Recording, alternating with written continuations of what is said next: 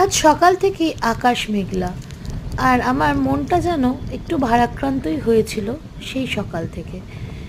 তার মধ্যেই তমাল অফিস বেরিয়ে গেল, আর তানিশকে বানিয়ে দিলাম আটার রুটি কেটে মোটা ম্যাগি।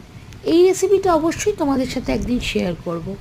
তানিশ স্কুল বেরিয়ে যাওয়ার পর আমি আর তোজো একে অপরের সাথে সময় কাটাচ্ছিলাম। সাথে ছিল গাছের পরিচর্যা, তোজোর পরিচর্যা, আর সারাদিনের রান্নাবান্না।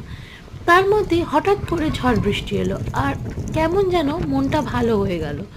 আজ আমি এই জিনিসটা খুব বেশি অনুভব করলাম যে অসফলতার ভয়ে আমরা অনেক সময় নতুন ডিসিশন, নতুন সিদ্ধান্ত নিতে বা নতুন কাজে এগোতে ভয় পাই।